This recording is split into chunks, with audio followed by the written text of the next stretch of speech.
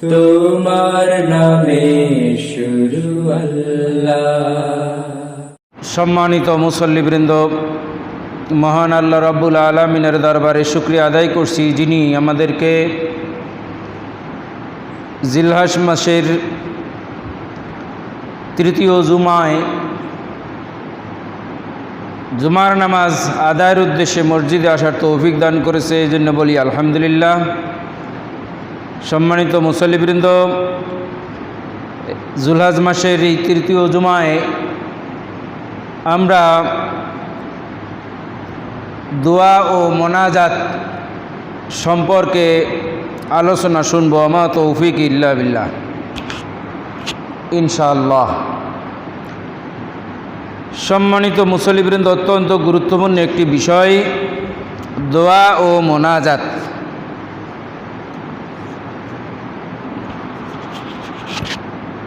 আমরা জানি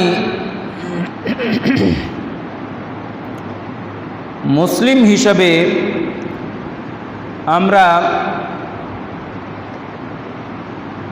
নিয়মিত দোয়া ও মোনাজাত করে থাকি। মূলত এই দোয়া ও মোনাজাত হলো জিকিরের অন্যতম একটি দিক। আমরা আল্লাহ তাআলার কে স্মরণ করি, জিকির করি। জিকিরের অন্যতম একটি মাধ্যম হলো দোয়া ও মোনাজাত। দোয়ার মাধ্যমে বান্দা আল্লাহকে স্মরণ করে, আল্লাহকে ডাকে এবং তার কাছে কিছু চায়। দোয়া অর্থ ডাকা, প্রার্থনা করা, কিছু চাওয়া। আর মোনাজাত অর্থ চুপে চুপে কথা বলা। দোয়ার মাধ্যমে বান্দা আল্লাহ তাআলার কাছে চায়, মোনাজাতের মাধ্যমে আল্লাহ তাআলার কাছে চুপে চুপে কিছু প্রার্থনা করে। এজন্য সকল প্রকার জিকিরকেই মোনাজাত বলা হয়েছে। আর চাওয়া বা প্রার্থনা হলো আল্লাহকে ডাকা বা তার কাছে প্রার্থনা করা। এই দোয়ার অন্যতম শ্রেষ্ঠ পদ্ধতি হলো সালাত। সালাত শব্দের অর্থও হলো দোয়া। উত্তম পন্থায় আমরা আল্লাহর কাছে প্রার্থনা করি, চাই। সেই উত্তম পন্থাটাকে আমরা সালাত বলছি। আল্লাহ তাআলা কোরআনে সালাত বলে উল্লেখ করেছেন। সালাত শব্দেরও শব্দগত অর্থ হলো দোয়া। তাহলে আমরা যে মুসলিম হিসাবে মৌলিক ইবাদতগুলো করি, তার মধ্যে অন্যতম শ্রেষ্ঠ ইবাদত হলো সালাত। সেই সালাত শব্দের অর্থই হলো দোয়া। তাহলে বোঝাই যাচ্ছে দোয়া হলো সবচেয়ে গুরুত্বপূর্ণ একটি বিষয়, যা আমরা আমাদের মেইন ইবাদত সালাতের মাধ্যমেই করে থাকি।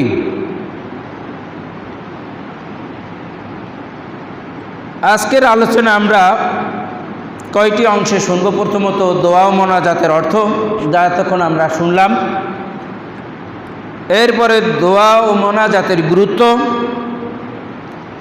তারপরে দোয়া তথা মোনাজাতের শর্ত ও আদব, এরপরে দোয়া ও মোনাজাতের গুরুত্বপূর্ণ সময় এবং কিছু মাসনুন দোয়া।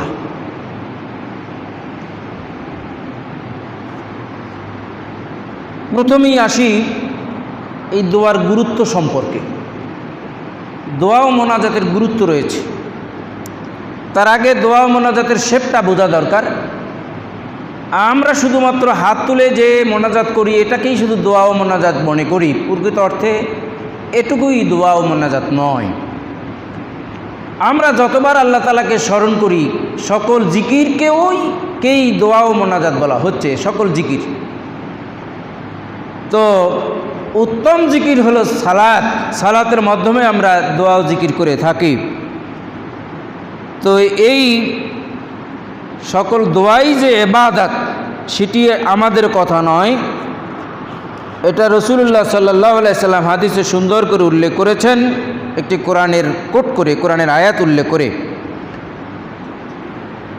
তিরমিজিতে রয়েছে হাদিসটি, আবু দাউদেও আছে, ইবনে মাজা আছে, আরও অনেক গ্রন্থে হাদিসটি রয়েছে, সহিহ হাদিস। রাসূলুল্লাহ সাল্লাল্লাহু আলাইহি সাল্লাম বলছেন, আদ-দুআউ হুয়াল ইবাদাতু সুম্মা করা ওয়া ক্বালা রাব্বুকুম উদউনি আস্তাজিব লাকুম ইন্নাল্লাযীনা ইস্তাকবিরুনা আন ইবাদাতি সায়াদখুলুনা জাহান্নামা দাখিরিন। দোয়া বা প্রার্থনাই হলো ইবাদত। রাসূলুল্লাহ সাল্লাল্লাহু আলাইহি সাল্লাম বলছেন, আদ-দুআউ হুয়াল ইবাদাহ, দোয়াই হলো ইবাদত। এরপর তিনি কোরআনের একটি আয়াত পাঠ করেন, তোমাদের প্রভু বলেন, অকাল রব্বুকুম, কোরআনে আছে আয়াতটি, তোমাদের প্রভু বলেন, তোমরা আমার কাছে দোয়া করো, আমাকে ডাকো, আমি তোমাদের ডাকে সাড়া দিব বা তোমাদের প্রার্থনা পূরণ করব। নিশ্চয়ই যারা আমার ইবাদত থেকে অহংকার করে তারা শীঘ্রই লাঞ্ছিত অপমানিত হয়ে জাহান্নামে প্রবেশ করবে। তো রাসূলুল্লাহ সাল্লাল্লাহু আলাইহি সাল্লাম এই আয়াতটি কোট করে দোয়ার গুরুত্বের কথা উল্লেখ করেছেন। আর এই আয়াত আল্লাহ তাআলা কিভাবে বলছেন? আল্লাহ বলছেন, তোমাদের প্রভু বলেন, তোমরা আমার কাছে দোয়া করো, উদউনি আস্তাজিব লাকুম, আমার কাছে দোয়া করো, আমি তোমাদের দোয়ায় সাড়া দিব, তোমাদের দোয়া কবুল করব। তবে জেনে রাখো, ইন্নাল্লাযীনা ইস্তাকবিরুনা আন ইবাদাতি, যারা আমার কাছে দোয়া করার থেকে নিজেকে অহংকারবশত দূরে রাখে, দোয়া না করে, তারা অচিরেই অপমানিত হয়ে জাহান্নামে দাখিল হবে, জাহান্নামে প্রবেশ করবে। তো দেখা গেল যে দোয়া না করার জন্য আল্লাহ তাআলা সতর্ক করছেন এবং জাহান্নামের কারণ হিসাবে উল্লেখ করেছেন। তাহলে দোয়া আমাদেরকে অবশ্যই করতে হবে। তো সুতরাং প্রমাণিত হলো দোয়াটাই হলো ইবাদত। এখানে আল্লাহ তাআলা দোয়া বলে পরবর্তীতে আন ইবাদাতি, ওই দোয়াকেই ইবাদত হিসেবে আল্লাহ তাআলাই উল্লেখ করেছেন, রাসূল সাল্লাল্লাহু উল্লেখ করেছেন কোরআনের আয়াত কোট করে। তো সুতরাং বোঝাই যাচ্ছে দোয়াটাই ইবাদত। এটা হলো 1 নম্বর গুরুত্ব। 2 নম্বর হলো, আমরা সালাত সহ অন্য যে কোনো ইবাদত বন্দিগি করলে, 15 মিনিট ইবাদত বন্দিগি করলে, 15 মিনিট তাহাজ্জুদের সালাত পড়লে যে সওয়াব পাবো, ওই 15 মিনিট যদি আপনি আপনার প্রয়োজন আল্লাহর কাছে বলেন, প্রার্থনা করেন, হোক আপনার নিজের ভাষায় কিংবা হাদিসে শেখানো ভাষায় কিংবা কোরআনে শেখানো ভাষায়, সেটিও সমভাবে সওয়াব পাবেন। 15 মিনিট তাহাজ্জুদ সালাত পড়লাম, আবার 15 মিনিট আমি কোরআনের আয়াত দিয়ে, হাদিসগুলো দিয়ে অথবা আমার নিজের ভাষায় আল্লাহর কাছে প্রার্থনা করলাম, সমান সওয়াব পাবো ইনশাআল্লাহ। তাহলে বোঝা গেল কি দোয়াটাই একটি ইবাদত।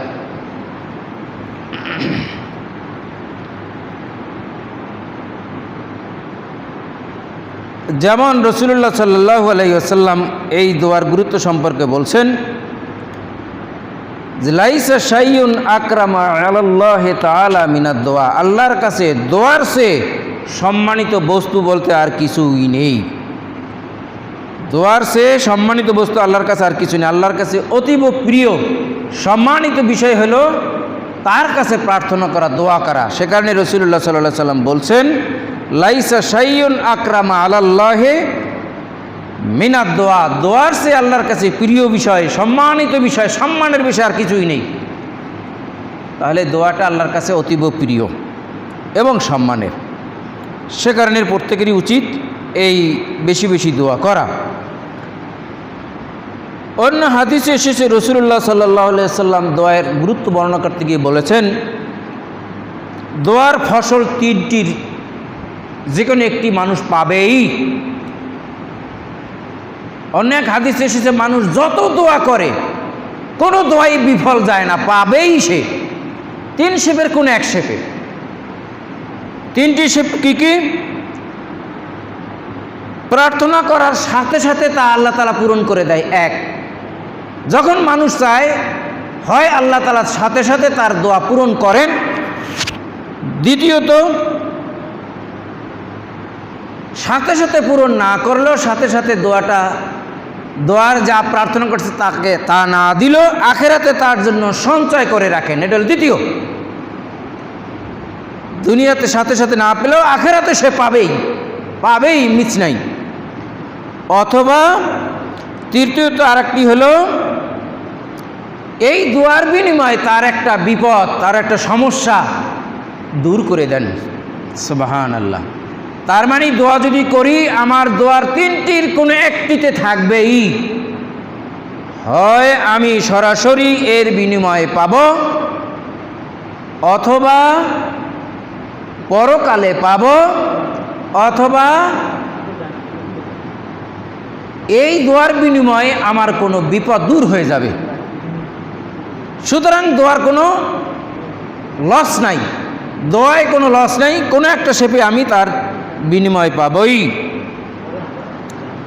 শুধু তাই নয়, দোয়ার গুরুত্ব শুনলে আশ্চর্য হয়ে যাবেন, কত বর্ণনা রাসূলুল্লাহ সাল্লাম বলেছেন, কতভাবে বর্ণনা করেছেন। দেখেন অন্য হাদিসে রাসূলুল্লাহ সাল্লাল্লাহু আলাইহি ওয়াসাল্লাম আরও বলছেন যে আল্লাহ তাআলা কোনো বান্দা যখন তার কাছে দোয়া করে, সেই দোয়ার বিনিময় হিসেবে কোনো কিছু ফেরত দেওয়া আল্লাহ তাআলা খুবই লজ্জাবোধ করেন। হাদিসে এসেছে রাসূলুল্লাহ সাল্লাল্লাহু আলাইহি ওয়াসাল্লাম বলছেন, ইন্নাল্লাহা ইয়াহয়ী কারীমুন ইয়াস্তাহী ইযা রাফা'আর রাজুলু ইলাইহি ইয়াদাইহি আই ইয়ারুদ্দুহুমা সিফরান খায়েবাতাইন। রাসূলুল্লাহ সাল্লাল্লাহু আলাইহি ওয়াসাল্লাম বলছেন, নিশ্চয়ই আল্লাহ লাজুক দয়াবান, যখন কোনো মানুষ তার দিকে দুহাত উঠায় তখন তিনি তা ব্যর্থ ও শূন্যভাবে ফিরিয়ে দিতে লজ্জা পান। তার মানে কোনো বান্দা আল্লাহর কাছে কোনো হাত তুলে হোক, যেভাবে হোক, কোনো কিছু প্রার্থনা করলে আল্লাহ তাআলা তা বিনা পূর্ণে, অর্থাৎ তার দাবি পূর্ণ ছাড়া ফিরিয়ে দিতে আল্লাহ তাআলা লজ্জাবোধ করেন। অন্য হাদিসে রাসূলুল্লাহ সাল্লাম আরও বলেছেন যে তাকদীর উল্টানোর, আমাদের যে ভাগ্য রয়েছে সেই ভাগ্য উল্টানোর, চেঞ্জ করার কিছুই নাই একমাত্র দোয়া ছাড়া। একমাত্র দোয়া দিয়েই আমাদের ভাগ্য আমরা পরিবর্তন করতে পারি, উল্টাতে পারি। অন্য কোনো পথ নাই যে পথে ভাগ্য উল্টানো যায়। দেখেন হাদিসে রাসূলুল্লাহ সাল্লাল্লাহু আলাইহি ওয়াসাল্লাম কীভাবে বলছেন, লা ইয়ারুদ্দুল কদা ইল্লা দোয়া, দোয়া ছাড়া আর কোনো কিছুই তাকদীর উল্টাতে পারে না। শুধু তাই নাই, মানুষের উপকার ও কল্যাণের কাজেই শুধু আয়ু বৃদ্ধি পায়। অনেক সময় মানুষ গুনাহ করার ফলে তার রিজিক থেকেও বঞ্চিত হয়। দেখেন হাদিসে রাসূলুল্লাহ তিনটি বিষয় উল্লেখ করেছেন, তার মধ্যে এক নম্বর বলছে দোয়ার দ্বারাই মানুষের তাকদীর চেঞ্জ হয়, পরিবর্তন হয়। আর মানুষের অন্যের যদি উপকার করা হয় তাহলে তার আয়ুটা বৃদ্ধি পায়, হায়াত বৃদ্ধি পায়। আমরা বেশি দিন বেঁচে থাকতে চাই, পথ কিন্তু একটাই, মানব কল্যাণে কাজ করতে হবে। আর আমরা বেশি বেশি আল্লাহর পক্ষ থেকে রিজিক পেতে চাই, সেখানেও পথ হলো পাপ থেকে বাঁচতে হবে। পাপ থেকে যদি বাঁচি তাহলে আমার আয়ু বৃদ্ধি পাবে। মানুষের কল্যাণে, সৃষ্টির কল্যাণে কাজ যদি করি তাহলে আমার আয়ু বৃদ্ধি পাবে। আর পরেরটা বলছি, আর যদি আমি গুনার কাছ থেকে বেঁচে থাকি তাহলে আমার রিজিক বৃদ্ধি পাবে। আর মানব কল্যাণে কাজ করলে আমার আয়ু বৃদ্ধি পাবে। আর যদি বেশি বেশি আল্লাহর কাছে প্রার্থনা করি তাহলে আমার তাকদীর পরিবর্তিত হয়ে আমার প্রার্থনা অনুযায়ী হবে, আমি যেভাবে চাবো সেভাবে চেঞ্জ হবে। শুধু তাই না, দেখেন অন্যত্র রাসূলুল্লাহ সাল্লাম আরও বলেছেন, আদ-দুআউ সিলাহুল মুমিন ওয়া ইমাদুদ্দিন ওয়া নূরুস সামাওয়াতি ওয়াল আরদ। সুবহানাল্লাহ। দোয়া হচ্ছে মুমিনের অস্ত্র, দ্বীনের স্তম্ভ এবং আসমান ও জমিনের নূর। মুমিনের অস্ত্র হিসেবে উল্লেখ করেছে, যেই অস্ত্র দিয়ে মুমিন তাকে প্রোটেকশন দিতে পারে, তাকে বিপদ আপদ থেকে উদ্ধার করতে পারে, তার কল্যাণ নিতে পারে। অর্থাৎ অস্ত্র দিয়ে যেভাবে মানুষ নিজেকে সেভ করতে পারে, দোয়া হলো সেভের একটি অস্ত্র। আর দোয়াকে বলা হচ্ছে দ্বীনের স্তম্ভ, দ্বীনের খুঁটি, এবং বলা হচ্ছে আসমান ও জমিনের মধ্যে নূর। সুতরাং দোয়ার গুরুত্ব অনুভব করতে পারছি, কীভাবে দোয়ার গুরুত্ব কতটুকু রয়েছে। শুধু তাই না, রাসূলুল্লাহ সাল্লাম বিপরীত দিক থেকেও বলছেন, যদি কেউ দোয়া না করে তার অবস্থা সম্পর্কে উল্লেখ করে বলছেন, আজাজুন নাসে মান আজিজা আনিদ দোয়া অবখালান নাসে মান বাখিলা বিসালাম। সবচেয়ে অক্ষম ওই ব্যক্তি যে দোয়া করতে অক্ষম। মানুষের মধ্যে দুর্বল অক্ষম হলো তারা যারা দোয়া করতে অক্ষম, আল্লাহর কাছে চাইতে অক্ষম। আর মানুষের মধ্যে কৃপণ হলো তারা যারা সালাম দিতেও কৃপণতা করে, যারা সালাম দেয় না। যারা সালাম দেয় না তারা মানুষের মধ্যে সবচেয়ে কৃপণ, আর যারা আল্লাহর কাছে চায় না তারা হলো সবচেয়ে দুর্বল। তো দেখেন এখানেও রাসূলুল্লাহ সাল্লাম উল্টো দিকে বলছেন। শুধু তাই না, অন্যত্র আলো বলছেন, মানলাম ইয়াদাল্লাহ গাদাবাল্লাহু আলাইহি, যে আল্লাহর কাছে চায় না, প্রার্থনা করে না, দোয়া করে না, আল্লাহ তার প্রতি, আল্লাহর গজব তার উপরে নাজিল হয়, আল্লাহ তার প্রতি অসন্তুষ্ট হন। যে আল্লাহর কাছে প্রার্থনা করে না, যে আল্লাহর কাছে চায় না। তাহলে বোঝা গেল যে আসলে দোয়ার গুরুত্ব কতটুকু। রাসূলুল্লাহ সাল্লাম বলতে বলতে এভাবে বলেছেন যে আল্লাহর গজব হয় তার প্রতি যারা আল্লাহর কাছে প্রার্থনা করে না। সম্মানিত মুসল্লিবৃন্দ, এতক্ষণ আমরা বুঝতে পারলাম যে আসলে দোয়া কতটা গুরুত্বপূর্ণ। এবার আসি দোয়ার রূপ।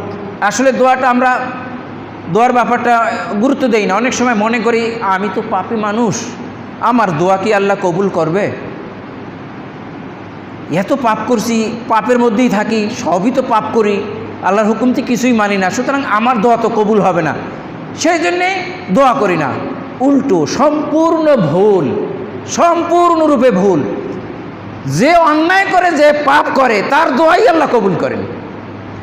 সে ভাবে একজন দিনদার মানুষ, হুজুর, ইমাম সাহেব, পীর সাহেব, তার কাছে যাই, তার কাছে দোয়া চাই, সে দোয়া করলেই বোধহয় আমার দোয়া কবুল হবে, আল্লাহ খুবই অসন্তুষ্ট হন না, এরকম দোয়া আল্লাহ চান না। রাসূলুল্লাহ সাল্লাল্লাহু আলাইহি ওয়াসাল্লাম বলছেন সবচেয়ে উত্তম দোয়া কি? দোয়াউল মারএ লিনাফসিহি। ওই দোয়া উত্তম যে দোয়া মানুষ নিজের জন্য নিজে করে। রাসূলের কাছে জিজ্ঞাসা করছি, ইয়া রাসূলুল্লাহ, সর্বোত্তম দোয়া কোনটি? তখন তিনি জবাব বললেন, দোয়াউল মারএ লিনাফসিহি। মানুষ তার নিজের জন্য যে দোয়াটা করে সেটাই হলো সবচেয়ে উত্তম দোয়া। আর পাপীরা, অপরাধীরা যখন অপরাধ করে ইউটার্ন নিয়ে ফিরে এসে অনুতপ্ত হয়ে আল্লাহর কাছে যখন প্রার্থনা করেন, আল্লাহ খুব খুশি হয়ে যায়, তার দোয়া কবুল করেন। তো ওই ব্যক্তি ভাবে ওই হুজুরের কাছে গেলে বোধহয় হুজুর যদি আমার পক্ষে দোয়া করে আমার দোয়া কবুল হবে, আমার পক্ষে দোয়া কবুল হবে। হতেও পারে, নাও হতে পারে। কিন্তু আপনি যদি অনুতপ্ত আল্লাহর কাছে প্রার্থনা করেন, দোয়া করেন, আপনার দোয়া কবুল হবেই হবে। আল্লাহ ওটাই পছন্দ করেন। এই জন্য এক উর্দু কবি বলছে, বন্দে আগার কসুর না করতি এ বি কসুর থা। বান্দা যদি কোনো ভুল না করতো সেটা এক প্রকারের ভুল ছিল। কারণ যদি ভুল নাই করবে তাহলে সে অনুতপ্ত হবে না, তওবাও করবে না, আল্লাহর কাছে এসে ক্ষমাও চাবে না, আল্লাহর কাছে প্রার্থনাও করবে না। তাহলে এই ভুল না করো একটা ভুল, ভুল করলেই সে অনুতপ্ত হবে, আল্লাহর কাছে প্রার্থনা করবে। তো সেই জন্যে যে অপরাধী পাপীরা যখন অনুতপ্ত আল্লাহর কাছে ক্ষমা করে, আল্লাহ তাআলা খুব বেশি খুশি হন, তার দোয়া কবুল করেন। সুতরাং আমরা সবসময় ভাববো যে আল্লাহ তাআলার কাছে আমি যেই হই না কেন দোয়া করলে আমার দোয়াই কবুল হবে। সুতরাং যথাযথভাবে আল্লাহর কাছে আমরা প্রার্থনা করব। সম্মানিত মুসল্লিবৃন্দ, আসলে সময় কম থাকে, এবার শুনি দোয়ার শর্ত ও আদব। শর্ত আদব রয়েছে কিছু দোয়ার, সেগুলো আমরা মানার চেষ্টা করব। যদিও যে কোনো সময়, যে কোনো অবস্থায়, যে কোনো ভাষায় দোয়া করতে পারে, এটা তার জন্য ওপেন রয়েছে। দোয়া করলে আল্লাহ তাআলা তা কবুল করবেন। তারপরেও কিছু শর্তর কথা বলা হয়। দোয়ার অনেক শর্ত আদব রয়েছে, এগুলো থাকলে দোয়া কবুল হওয়ার বেশি আশা করা যায় শর্তগুলো মানলে। যেমন এগুলোর মধ্যে রয়েছে হালাল খাওয়া। হারাম খেয়ে দোয়া করলে সেই দোয়া কবুল না হওয়ার সম্ভাবনাই বেশি।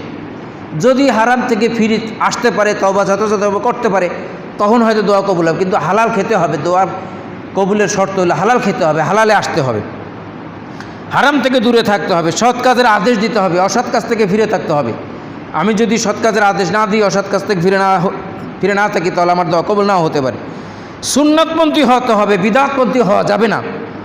অর্থাৎ রাসূলুল্লাহ সাল্লাল্লাহু আলাইহি ওয়াসাল্লাম যেই সুন্নাহ আমাদেরকে শিখিয়ে দিয়েছেন সেই সুন্নাহপন্থী হতে হবে। কোনো রকমের কোনো কিছুতে বেদাত করা যাবে না। তারপরে মঙ্গলের জন্য কল্যাণকর দোয়া করতে হবে, নিজের জন্য হোক, অন্যের জন্য হোক। মঙ্গলময় দোয়াগুলো করতে হবে, ভালো ভালো দোয়াগুলো করতে হবে, পজিটিভ দোয়া করতে হবে, নেগেটিভ দোয়া করা যাবে না। অর্থাৎ অন্যের অকল্যাণ চেয়ে, অন্যের ক্ষতি চেয়ে, অন্যেরকে বদদোয়া দিয়ে দোয়া করা যাবে না, বদদোয়া না করা। দোয়া করে ফলাফলের জন্য আশাবাদী হওয়া, আশাবাদী হয়েই দোয়া করা, সকলের জন্য দোয়া করা, অন্যের জন্য দোয়া করা, অন্য মুসলিমের জন্য দোয়া করা, কাতর হৃদয়ে দোয়া করা, অনুতপ্ত হয়ে আল্লাহর কাছে দোয়া করা। দোয়ার পূর্বে কিছু নেকামল করার চেষ্টা করা, দোয়া জিকির করা, দরুদ শরীফ পড়া, নফল ইবাদত করা, কোরআন তেলাওয়াত করা, নফল সালাত করা ইত্যাদি কিছু ভালো নেকামল করে এরপর দোয়া করলে সেই দোয়াটা কবুল হওয়ার সম্ভাবনা বেশি থাকে। আল্লাহ তাআলার যে সুন্দর সুন্দর নাম রয়েছে, সেই ইয়াজাল জালাল আল ইকরাম, এইভাবে দোয়া করে ইয়াজাল জালাল আল ইকরাম, আল্লাহ তাআলার সুন্দর সুন্দর নাম নিয়ে। আল্লাহ কোরআনে বলছেন ওয়ালিল্লাহি আল আসমাউল হুসনা ফাদউহু বিহা, আল্লাহ তাআলার অনেক গুণবাচক নাম রয়েছে, তোমরা সেই নামগুলো ধরে ধরে তার কাছে দোয়া করো। সেদিন আমরা বলি ইয়া রহিম, ইয়া গফুর, ইয়া কারিম, ইয়া সত্তার, ইয়া খালিক, ইয়া মালিক, এই নামগুলো বলে বলে আমরা আল্লাহর কাছে দোয়া করি। এই নামগুলো মেনশন করে করে আল্লাহর কাছে দোয়া করলে সেই দোয়া কবুল হওয়ার সম্ভাবনা থাকে।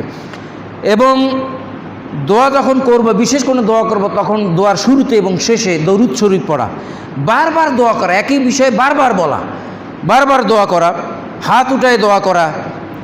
এইভাবে যদি দোয়াগুলো করি, তাহলে এই সুন্নত পদ্ধতিগুলো যদি ফলো করি, তাহলে এটা বেশি আশা করা যায় কবুল হওয়া। দোয়ার সময় বিভিন্ন স্পেসিফিক সময় রয়েছে, সেই সময়গুলোতে দোয়া করলে সেই দোয়াগুলো কবুল হয়। বিশেষ করে রাতে রমজান মাসে রোজা রাখা অবস্থায়, ইফতারের সময়, আজান একামতের মাঝখানে, রুকু অবস্থায়, সেজদা অবস্থায়, সালাতের মধ্যে, ফরজ সালাতের পর, বিশেষ করে ফরজ সালাতের পরে, এই দোয়ার সময়। এরপর রয়েছে মাসনুন দোয়া। আমরা যে কোনো ভাষায় দোয়া করতে, তারপরে মাসনুন দোয়া, রাসূলুল্লাহ সাল্লাল্লাহু আলাইহি ওয়াসাল্লাম এত সুন্দর সুন্দর দোয়া শিখে গেছেন, আমরা সেই সব দোয়াগুলো জানি না। আমাদের সেই মাসনুন দোয়াগুলো জানা এবং ওই দোয়াগুলোই বেশি বেশি করা উচিত। বিশেষ করে ফরজ সালাতের পরে রাসূলুল্লাহ সাল্লাল্লাহু আলাইহি ওয়াসাল্লাম অসংখ্য দোয়া করতেন। আমরা অনেকেই চেষ্টা করি সেই দোয়াগুলো আমরা মুখস্থ করার চেষ্টা করব এবং ওই দোয়াগুলোই বেশি বেশি করার চেষ্টা করব। সকালে কিছু দোয়া রয়েছে, সন্ধ্যায় কিছু দোয়া রয়েছে, ওই দোয়াগুলো করব। বিশেষ করে 5 ওয়াক্ত সালাতের শেষে আয়াতুল কুরসি অবশ্যই আমরা পড়ব। আয়াতুল কুরসি, সূরা ইখলাস, সূরা ফালাক এবং সূরা নাস সবাই পড়ার চেষ্টা করব। দেখবেন যে আপনি সব ধরনের বিপদ আপদ থেকে মুক্ত থাকবেন। 5 ওয়াক্ত সালাতের সাথে রাসূলুল্লাহ সাল্লাল্লাহু আলাইহি ওয়াসাল্লাম আয়াতুল কুরসি পড়তে বলেছেন। এখন সময় কম, নাহলে এই ঘটনা বললে আপনার মুগ্ধ হয়ে যেতেন যে আসলে আয়াতুল কুরসি কেন রাসূলুল্লাহ সাল্লাল্লাহু আলাইহি ওয়াসাল্লাম পড়তে বলেছেন। এবং এই 3 কুল, সূরা ইখলাস, সূরা নাস, ফালাক, এগুলো আমরা 5 ওয়াক্ত সালাতের শেষে নিয়মিত পড়ব। দেখবেন যে আপনার সব কিছুতে বরকত চলে আসবে। দেখেন রাসূলুল্লাহ সাল্লাল্লাহু আলাইহি ওয়াসাল্লামের যে বৈশিষ্ট্য ছিল, 5 ওয়াক্ত সালাত শেষে, ফরজ সালাত শেষে উল্টো দিকে ঘুরে বসে বলতেন, সালাম ফিরানোর পর আল্লাহু আকবার একবার, 3 বার আস্তাগফিরুল্লাহ আস্তাগফিরুল্লাহ আস্তাগফিরুল্লাহ, আল্লাহুম্মা আনতাস সালাম ওয়া মিনকাস সালাম তাবারাকতা ইয়া যাল জালাল ওয়াল ইকরাম। এরপর বলতেন লা ইলাহা ইল্লাল্লাহু ওয়াহদাহু লা শারীকা লাহু লাহুল মুলকু ওয়া লাহুল হামদু ওয়া আলা কুল্লি শাইইন কাদির। আল্লাহুম্মা লা মানি'a লিমা মানা'তা ওয়া আল্লাহুম্মা লা মানি'a লিমা আতাইতা ওয়া লা মু'তি'a লিমা মানা'তা ওয়া লা ইয়ানফা'ু আল্লাহুম্মা লা মানি'a লিমা আতাইতা ওয়া লা মু'তি'a লিমা মানা'তা ওয়া লা এই দোয়াটা পড়া। তারপরে রয়েছে অসংখ্য দোয়া রয়েছে, তার মধ্যে রয়েছে হাসবিয়াল্লাহু লা ইলাহা ইল্লাল্লাহু ওয়াহদাহু লা শারীকা লাহু লাহুল মুলকু ওয়া লাহুল হামদু ওয়া আলা কুল্লি শাইইন কাদির। এইটা যদি পড়ি, আল্লাহর উপরে তাওয়াক্কুল করা হয়। এরপরে যদি এই দোয়াটা পড়েন, সারাদিন বিপদ আপদ থেকে মুক্ত থাকবেন। বিসমিল্লাহিল্লাযী লা ইয়াদুররু মা'a ইসমিহি শাইউন ফিল আরদি ওয়া লা ফিস সামা'i ওয়া হুয়া সামিউল আলিম। এরপরে রয়েছে আল্লাহুম্মা আইন্নি আলা যিকরিকা ওয়া শুকরিকা ওয়া হুসনি ইবাদাতিক, আল্লাহুম্মা ইগফিরলি ওয়ারহামনি ওয়াহদিনি ওয়াআফিনি ওয়ারযুকনি, আল্লাহুম্মা আইন্নি আলা যিকরিকা ওয়া শুকরিকা ওয়া হুসনি ইবাদাতিক। এরপর আল্লাহুম্মা ইন্নী আসআলুকাল হুদা ওয়াত তুকা ওয়াল আফাফা ওয়াল গিনা, আল্লাহুম্মা ইন্না নাসআলুকাল জান্নাতা ওয়া নাউযু বিকা মিনান নার ওয়া নাউযু বিকা মিন আযাবিল কবর ওয়া নাউযু বিকা মিন ফিতনাতিল মাসীহিদ দাজ্জাল। আল্লাহুম্মা ইন্নী আউযু বিকা মিনাল আল্লাহুম্মা ইন্নী আউযু মিনাল হাম্মি ওয়াল হাযানি ওয়াল উজ্জি ওয়াল কাসলি ওয়াল বুখলি ওয়াল জুবনি ওয়া দালাইল দাইন ওয়া গালাবাতির রিজাল। এভাবে অসংখ্য দোয়া রয়েছে। আল্লাহুম্মা, যদি বিপদ আপদ থেকে মুক্তি পেতে চাই, আল্লাহুম্মা ইন্নী আউযু বিকা মিনাল হাম্মি ওয়াল হাযানি ওয়াল উজ্জি ওয়াল কাসলি ওয়াল বুখলি ওয়াল জুবনি ওয়া দালাইল দাইন ওয়া গালাবাতির রিজাল। আল্লাহুম্মা ইন্না নাজআলুকা ফি নাহারিহিম ওয়া নুহুরিহিম ওয়া নাউযু বিকা মিন শুরুরিহিম। অসংখ্য দোয়া রয়েছে। আপনি যদি সকালে পড়তে চান, সকালে অসংখ্য দোয়া রয়েছে। অ্যাপসগুলো রয়েছে, আপনি মোবাইল থেকে অ্যাপসগুলো নামাই নিতে পারেন। অন্য সব অ্যাপসের দিকে না যেয়ে এখানে অ্যাপস রয়েছে, দেখেন ভোরে করণীয় দোয়া সময়, এখানে অসংখ্য দোয়া রয়েছে, অসংখ্য দোয়া রয়েছে। এই দোয়াগুলো আপনারা নামাই ওখান থেকে নিয়মিত সকালে সন্ধ্যায় পড়তে পারেন। আল্লাহ আমাদের সকলকে এই দোয়াগুলো মুখস্থ করে, এই দোয়া মসনুন দোয়াগুলো যেগুলো রাসূলুল্লাহ সাল্লাল্লাহু আলাইহি ওয়াসাল্লাম নিজে পড়ছেন, পড়তে বলেছেন, সেই দোয়াগুলো আমরা যেন 5 ওয়াক্ত ফরজ সালাতের পরে পড়তে পারি। আল্লাহ আমাদেরকে শিখে আমল করার তৌফিক দান করুন। আমিন। আসসালামু আলাইকুম ওয়া রাহমাতুল্লাহ। যারা সুন্নাত পড়েনি সুন্নাত পড়ে নিন।